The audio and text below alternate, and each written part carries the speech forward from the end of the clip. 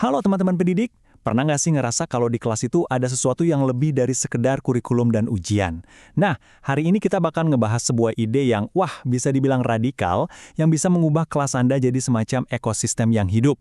Namanya Ekosofi dari Felix Guattari. Yuk, kita lihat gimana sebuah ide filosofis bisa benar-benar mengubah cara kita mengajar. Pertanyaan ini mungkin kedengarannya berat ya. Krisis planet sama ruang kelas. Apa coba hubungannya? Ternyata hubungannya itu deket banget loh. Guattari percaya apa yang terjadi di dalam 4 dinding kelas kita itu sebenarnya cerminan, bahkan mungkin akar dari masalah-masalah yang jauh lebih besar. Mari kita telusuri koneksi yang mungkin nggak pernah kita duga ini.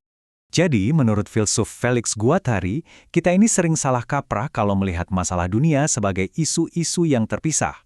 Kutipan ini nunjukin pandangannya, kerusakan lingkungan, ketidakadilan sosial, dan bahkan rasa cemas yang kita rasain secara pribadi, itu semua adalah bagian dari satu krisis besar yang sama. Nah, jadi apa sih diagnosis Guattari ini? Dia itu kayak memetakan sebuah krisis yang saling kait-mengait, di mana kita nggak bisa menyelesaikan satu masalah tanpa nyentuh masalah yang lainnya. Gini deh logikanya, Gantari. Kita nggak bisa ngomongin soal nyelamatin hutan sambil kita cuek sama kesenjangan ekonomi.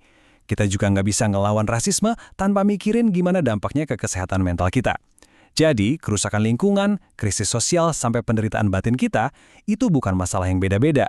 Mereka semua adalah gejala dari satu penyakit yang sama. Oke, kalau masalahnya saling nyambung, solusinya juga harus gitu kan? Nah, disinilah Guattari ngenalin yang namanya ekosofi. Dan ini penting nih, ini bukan sekedar gerakan go green atau yuk nanam pohon aja.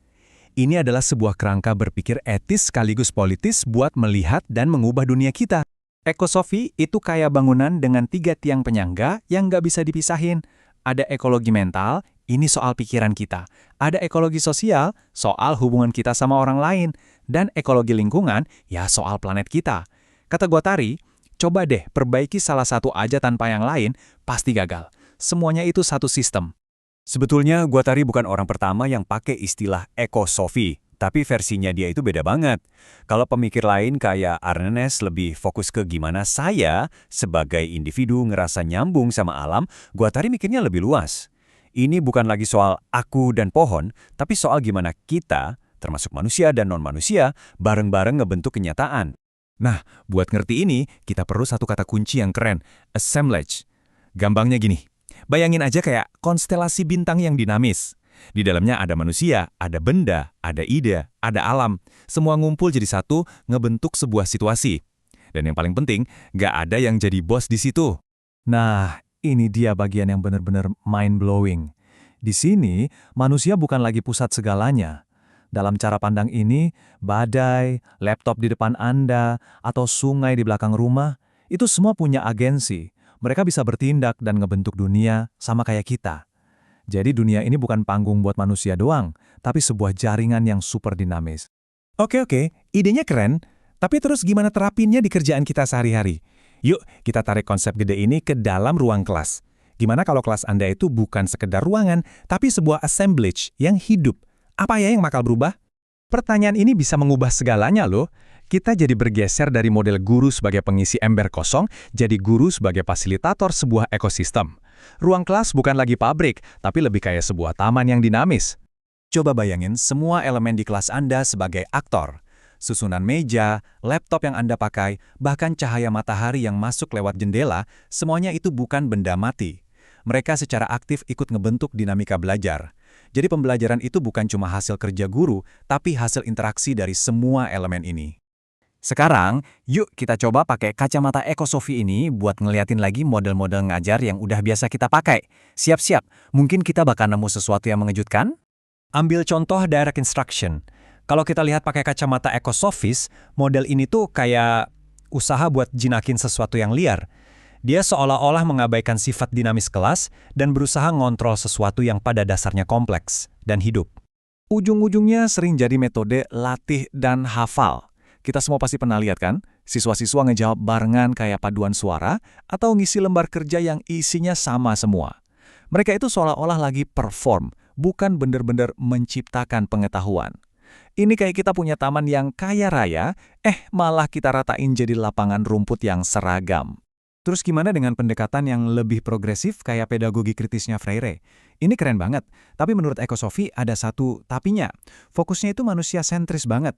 Freire pengen dunia jadi lebih manusiawi. Nah, Guattari bakal ngingetin, jangan lupa, meja, buku, dan teknologi di kelas itu juga ikut ngebentuk proses belajar loh.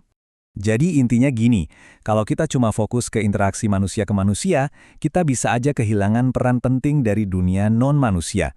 Benda, tempat, dan sistem itu semua punya kekuatan buat ngebentuk pengalaman belajar kita. Ekosofi ngajak kita buat ngeliat kekuatan itu di mana-mana. Oke, jadi terus kita mesti gimana dong besok di kelas? Gimana caranya biar semua ide canggih ini bisa benar-benar kita pakai buat bikin kelas jadi lebih hidup? Nah, ini poin yang paling penting. Ekosofi itu bukan resep masakan atau checklist 5 langkah.